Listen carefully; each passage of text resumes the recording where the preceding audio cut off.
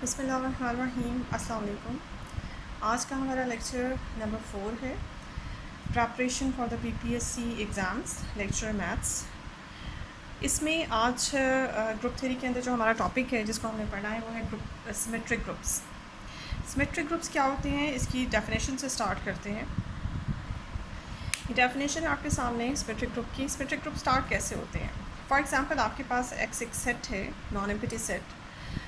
इसमें एलिमेंट्स आप 1 से लेकर n तक कुछ भी डाल सकते हैं।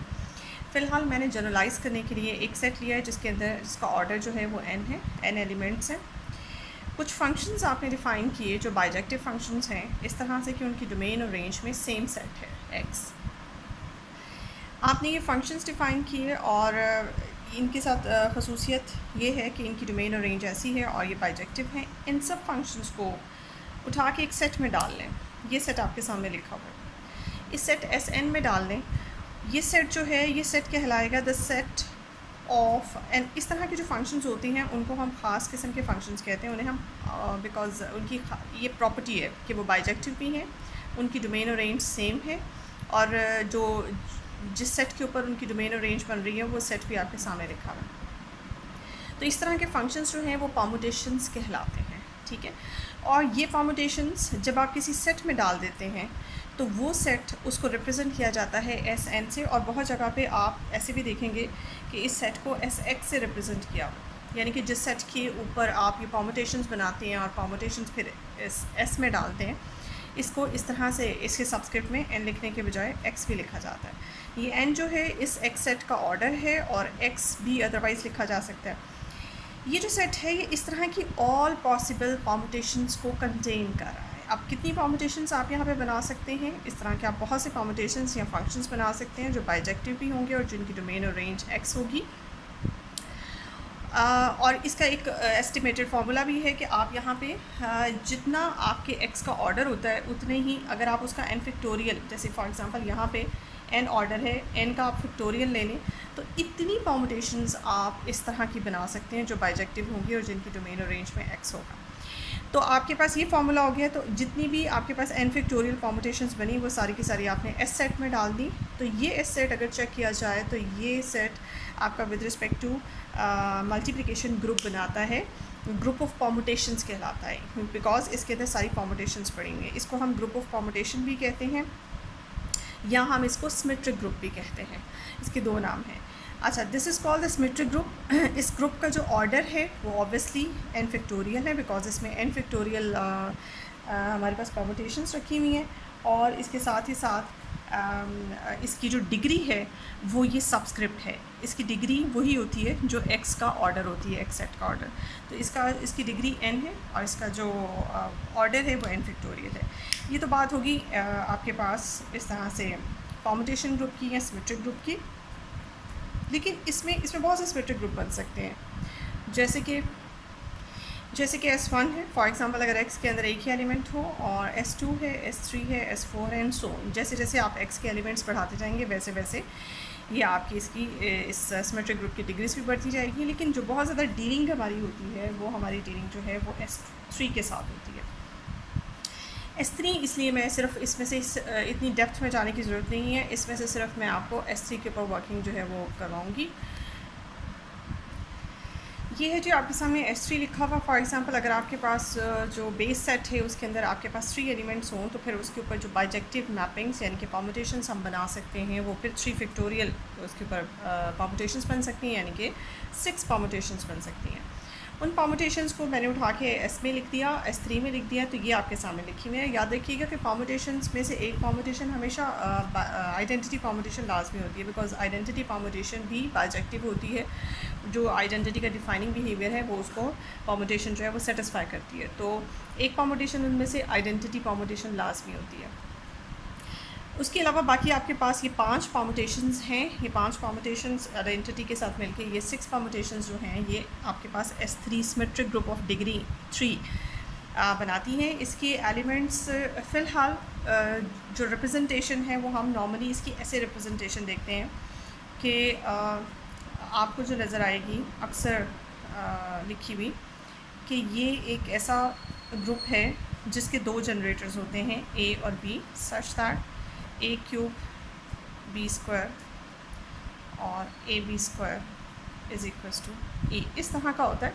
ये साइक्लिक ग्रुप नहीं होता ऐसे, जैसे जब मैंने साइक्लिक ग्रुप की डेफिनेशन बता रही थी तो मैंने साइक्लिक ग्रुप की डेफिनेशन में आपको बताया था कि cyclic group at a time एक जनरेटर से जनरेट होता है। अगर इसके देखे जाएँ तो इसके एक वक्त में दो जनरेटर्स हैं, इन दोनों की मौजूदगी में पूरे का पूरा 6 एलिमेंट्स का ये जो ग्रुप है सिमेट्रिक ग्रुप, ये जनरेट होता है। तो ये साइक्लिक ग्रुप तो नहीं होता।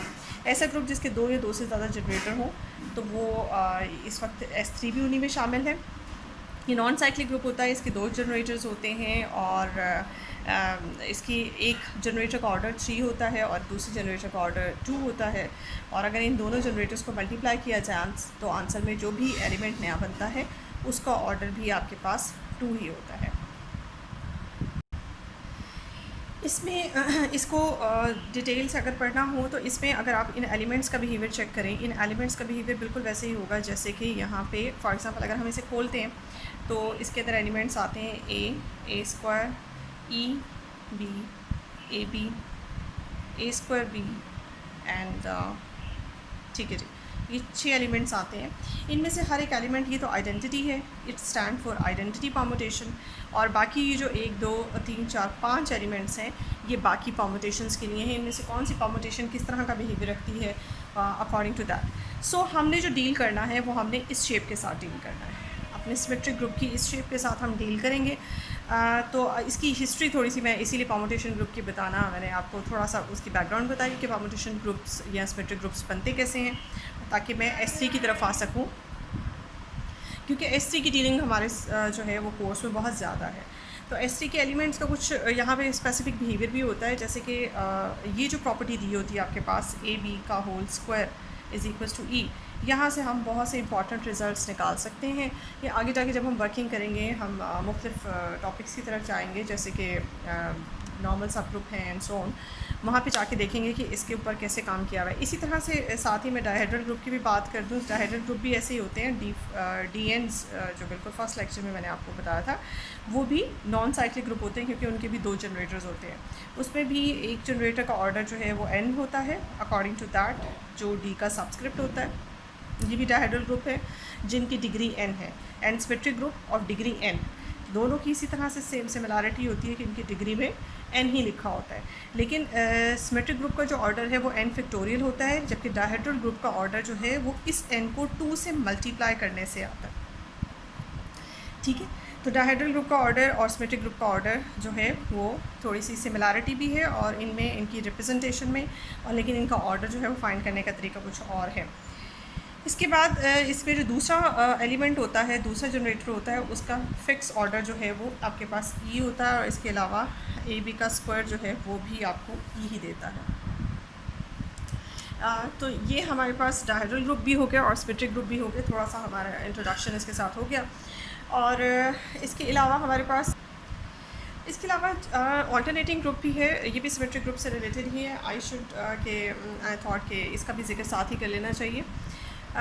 इस ऑल्टरनेटिंग ग्रुप्स क्या होते हैं, सिमेट्रिक ग्रुप से ही ऑल्टरनेटिंग ग्रुप्स बनते हैं। सिमेट्रिक ग्रुप जैसे कि मैंने आपको हल्का सा बता दिया कि आपके पास एक सेट होता है फॉर एग्जांपल जिसके अंदर n एलिमेंट्स हैं इस तरह से, और उसके ऊपर आप परमुटेशंस बनाते हैं, और परमुटेशंस जो हैं ऑल पॉसिबल परमुटेशंस को आप Sn में डाल देते हैं, तो ये आपके पास सिमेट्रिक ग्रुप बन जाता है।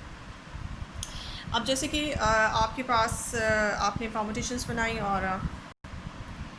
और फॉर एग्ज़ाम्पल आपके पास t परमुटेशंस बनती हैं। t का मतलब अगर फॉर एग्ज़ाम्पल आपके पास n फैक्टोरियल होता है, n फैक्टोरियल -1 होता है, ठीक है, आपके पास इतनी परमुटेशंस टोटल जो बनती हैं वो आपने ये इसमें डाली। अब इसमें से कुछ परमुटेशंस जो होती हैं इवन परमुटेशंस होती हैं और कुछ परमुटेशंस ऑड परमुटेशंस होती हैं।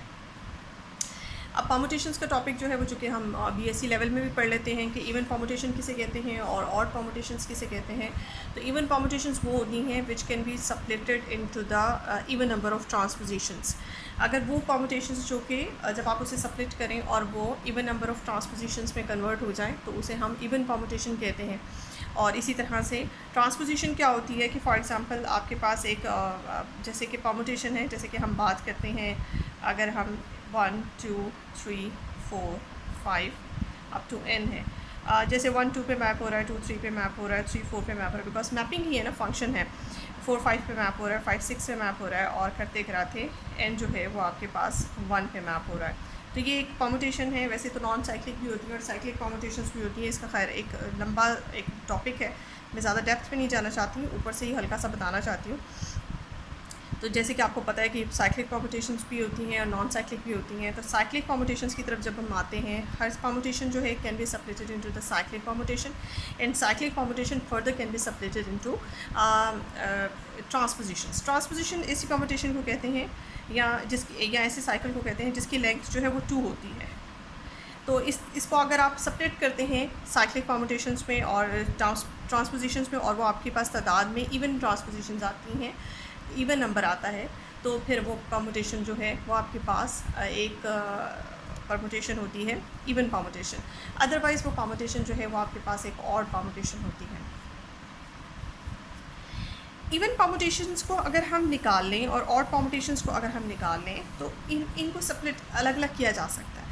आइडेंटिटी परमुटेशन याद रखिएगा हमेशा इवन परमुटेशन होती है। ये हल्का सा मैं इसकी ऊपर से आपको इसलिए बता रही हूँ कि ऑल्टरनेटिंग ग्रुप को आप हल्का सा समझ लें, क्योंकि इससे भी रिलेटेड जो है वो MCQs में कुछ पूछा जा सकता है। तो आपकी आइडेंटिटी परमुटेशन हमेशा याद रखिएगा कि आपके पास इवन परमुटेशन होती है।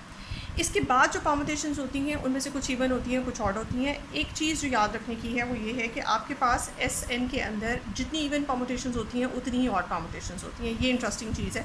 अगर आपके पास टोटल इसका ऑर्डर जो है वो n फैक्टोरियल है, तो इसमें आधी परमुटेशंस जो हैं वो इवन होंगी और हाफ जो हैं वो आपके पास ऑड परमुटेशंस होंगी। ऑड परमुटेशंस वो होती है जिनको जब ट्रांसपोजिशंस में कन्वर्ट किया जाए तो आपके पास ऑड नंबर ऑफ़ ट्रांसपोजिशंस आए। ठीक है जी। तो आपने क्या किया, जो इवन परमुटेशंस होती हैं अगर आप उनको निकाल लें और एक सेट में डाल लें, फॉर एग्जांपल आपके पास एक सेट है AN और आपने यहाँ से उठाया और सारी की सारी इवन परमुटेशंस डाल दी इसके अंदर, जिनकी तादाद आपके सामने लिखी हुई है। ये आपके पास हाफ इवन परमुटेशंस हैं। अगर फॉर एग्जांपल टोटल 16 है तो 8 परमुटेशंस आपने इधर डाल दी। और मज़े की बात ये कि जो आइडेंटिटी परमुटेशन है चूँकि वो भी इवन है इसलिए वो भी हमेशा यहाँ पे आएगी। तो इवन परमुटेशन का जो सेट है उसको AN से रिप्रेजेंट करते हैं। ये सेट अगर इसको इंडिपेंडेंटली चेक किया जाए तो ये सेट भी एक ग्रुप बनाएगा। ये ग्रुप अंडर मल्टीप्लिकेशन बनेगा, परमुटेशंस की मल्टीप्लिकेशन, यानी कि फंक्शंस, परमुटेशंस बेसिकली पीछे से फंक्शन है, तो फंक्शंस की कंपोजिशन ऑफ फंक्शन कह लें या मल्टीप्लिकेशन ऑफ फंक्शंस के ऑपरेशन के अंडर ये सेट जो है ग्रुप बनेगा और ये सेट भी ग्रुप होता है। ये सेट ग्रुप बनता है बिकॉज इसमें आइडेंटिटी एलिमेंट भी मौजूद है एज एन आइडेंटिटी परमुटेशन। ये सेट इस ग्रुप का सब ग्रुप होता है। ठीक है, और इंडिपेंडेंटली इस ग्रुप को हम कहते हैं कि ये हमारा ऑल्टरनेटिंग ग्रुप है। तो ऑल्टरनेटिंग ग्रुप होता क्या है, पहले हमने परमुटेशंस पढ़ी, उन परमुटेशंस में से अगर आप इवन परमुटेशंस निकाल लें और उसका ग्रुप बना लें तो वो आपके पास ऑल्टरनेटिंग ग्रुप होता है।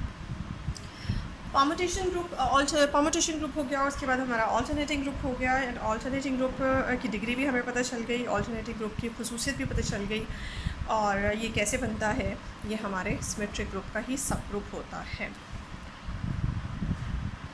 और एक और इंटरेस्टिंग फैक्ट है इसके बारे में कि ये ना सिर्फ इसका सब ग्रुप होता है बल्कि ऑल्टरनेटिंग ग्रुप जो है सिमेट्रिक ग्रुप का नॉर्मल सब ग्रुप होता है। अभी चूँकि हम नॉर्मल सब ग्रुप की तरफ नहीं आए, जब आएंगे तो फिर उस वक्त इस चीज़ को भी डिस्कस करेंगे, लेकिन हल्का सा मैंने आपको आइडिया दे दिया कि ऑल्टरनेटिंग ग्रुप जो है वो सिमेट्रिक ग्रुप के नॉर्मल सब ग्रुप्स होते हैं। इसके बाद जो नेक्स्ट कॉन्सेप्ट आता है हमारे पास, वो जो हमने रिवीजन करनी है वो है हमारा होमोमॉर्फिज्म। होमोमॉर्फिज्म क्या होता है ग्रुप में, एक फंक्शन जो कि या एक मैपिंग जिसकी डोमेन में आपके पास एक ग्रुप है और रेंज में या को डोमेन के तौर पे भी आपके पास एक दूसरा ग्रुप है। फॉर एग्जांपल अगर जी ये ग्रुप है under the operation asterisk and G prime is a group under star, ये दो डिफरेंट ग्रुप्स हैं और दो डिफरेंट ऑपरेशंस के अंडर हैं, और एक फंक्शन है जिसकी डोमेन में पहला ग्रुप और रेंज में दूसरा ग्रुप है वो डोमेन में। ये फंक्शन जो है होमोमॉर्फिज्म कहलाता है अगर ये फंक्शन जो है एक ख़ास कंडीशन सेटिस्फाई कर दे। तो कंडीशन ये है आपके सामने कि अगर आप डोमेन में से कोई से दो एलिमेंट्स लेते हैं और आप उनके ऊपर डोमेन का ऑपरेशन, डोमेन के ग्रुप का ऑपरेशन अप्लाई करते हैं और फिर अपना फंक्शन अप्लाई करते हैं, उन दोनों के ऊपर। तो वो फंक्शन जो है, जो भी आपका इस वक्त रखा हुआ है फाई, वो उन दोनों एलिमेंट्स पे अलग अलग हो जाएगा और बीच में जो ऑपरेशन है वो रेंज का लगेगा। समटाइम्स ये भी हो सकता है कि आपके पास डोमेन और रेंज के जो ग्रुप्स हैं वो सेम ऑपरेशन, सेम ग्रुप्स हो जाएं, तो उनके ऑपरेशंस भी सेम हो सकते हैं। डिफरेंट ग्रुप सेम ऑपरेशंस के साथ भी हो सकते हैं, सेम ग्रुप डिफरेंट ऑपरेशंस के साथ भी हो सकते हैं। सो इस तरह, इस केस में इस तरह का जो फंक्शन है आपके पास, वो फंक्शन जो है वो होमोमॉर्फिज्म कहलाएगा। इसके बाद यही आपकी होमोमॉर्फिज्म फंक्शन के आगे 3 प्रॉपर्टीज़ हैं, एक है मोनोमॉर्फिज्म, एक एपिमॉर्फिज्म और एक आइसोमॉर्फिज्म है। अगर यही आपका होमोमॉर्फिज्म का फंक्शन जो है, होमोमॉर्फिज्म साथ में 1-1 भी हो जाए, 1-1 फंक्शन भी हो जाए, ये होमोमॉर्फिज्म भी है और साथ में 1-1 फंक्शन की क्वालिटी भी रखे, तो इस फंक्शन को फिर हम कहते हैं कि ये मोनोमॉर्फिज्म है। अगर यही होमोमॉर्फिज्म जो है वो आपकी ऑन टू हो जाए होमोमॉर्फिज्म होने के साथ साथ, तो फिर इस फंक्शन को हम, इस होमोमॉर्फिज्म को हम एपिमॉर्फिज्म कहते हैं। एंड थर्डली, अगर आपकी यही होमोमॉर्फिज्म जो है बाइजेक्टिव हो जाए, बाइजेक्टिव यानी कि 1-1 और ऑन टू दोनों क्वालिटीज़ रखे, तो फिर इस होमोमॉर्फिज्म को हम आइसोमॉर्फिज्म कहते हैं। ये 3 आपके पास जो है टाइप्स ऑफ द होमोमॉर्फिज्म आपके सामने रखी हुई हैं और ये चूँकि बहुत ज़्यादा इस्तेमाल होती हैं, इसलिए ये भी आपके जहन में होना चाहिए। अब फॉर एग्ज़ाम्पल आपके पास एक ग्रुप है G और दूसरा ग्रुप है आपके पास G प्राइम, और जैसे कि अभी हमने डिस्कस किया, और फाई हमारे पास एक फंक्शन है जो कि होमोमॉर्फिज्म है, यानी कि होमोमॉर्फिज्म की कंडीशन सेटिस्फाई करती है। अब आपके पास, अगर आप इस होमोमॉर्फिज्म के अंडर अपने पूरे डोमेन के ग्रुप का इमेज लेते हैं, तो लेट अस सपोज कि आपके पास वो इमेज आता है ये, this is called phi of G। ठीक है जी। तो आपकी पूरी जो G प्राइम है वो तो आपकी कोडोमेन बनेगा, और इस वक्त सिर्फ इतना पोर्शन जो है G प्राइम के अंदर वो आपका इमेज है पूरे के पूरे डोमेन का। ये जो आपका, अगर आप इसको बाहर निकाल लें फाई ऑफ G को, ये जो फाई ऑफ G है, what is this? This is the subset of, phi of G is the subset of this group G prime. अगर आप इसको चेक करें कि ये जो इमेज है, this, what is this called? This is called the image, homomorphic image of the group G। ये जो सेट है, ये सेट आपके इस कोडोमेन का सब ग्रुप बनता है, ना सिर्फ ये कि उसके अंदर कंटेंट होता है बल्कि सब ग्रुप बनता है। तो थ्योरम है, ये थ्योरम का रिज़ल्ट बहुत इंपॉर्टेंट है। ये थ्योरम का रिज़ल्ट है कि आपकी किसी भी होमोमॉर्फिज्म के अंडर डोमेन का जो इमेज होता है वो हमेशा एक ग्रुप बनता है। ठीक है, और इसकी वजह से देखा जाए तो ये इसका G प्राइम का सब ग्रुप होगा। सो एक दफ़ा फिर इसकी स्टेटमेंट रिवाइज कर देती हूँ, the homomorphic image of a group is always a group itself. एक रिज़ल्ट तो आपके सामने ये हो गया कि फाई जो है वो होमोमॉर्फिज्म अगर हो तो होमोमॉर्फिज्म के अंडर किसी भी ग्रुप का जो इमेज होता है वो भी इटसेल्फ एक ग्रुप होता है। और दूसरा रिज़ल्ट ये है कि कोई भी 2 साइक्लिक ग्रुप अगर आपके पास हैं और उनके ऑर्डर सेम है, चाहे वो फाइनाइट ऑर्डर के हों, चाहे वो 2 इन्फिनिट ऑर्डर के हों, वो हमेशा एक दूसरे के साथ आइसोमॉर्फिक होते हैं। यानी कि आप कोई से 2 सेम ऑर्डर के साइक्लिक ग्रुप के दरमियान एक आइसोमॉर्फिज्म जो है वो क्रिएट कर सकते हैं। और ये रिज़ल्ट जो है वो बहुत इंपॉर्टेंट है, ये मुख्तलिफ़ जगहों पे इस्तेमाल होगा, इसलिए जो भी टॉपिक से रिलेटेड रिज़ल्ट्स होते हैं मैं कोशिश करती हूँ कि वो साथ साथ आपको बता दूँ और आपको ज़्यादा सर्च ना करना पड़े। होप्स हो कि आज का लेक्चर आपके लिए काफ़ी यूज़फुल होगा और आपकी इन्फॉर्मेशन में इजाफा होगा।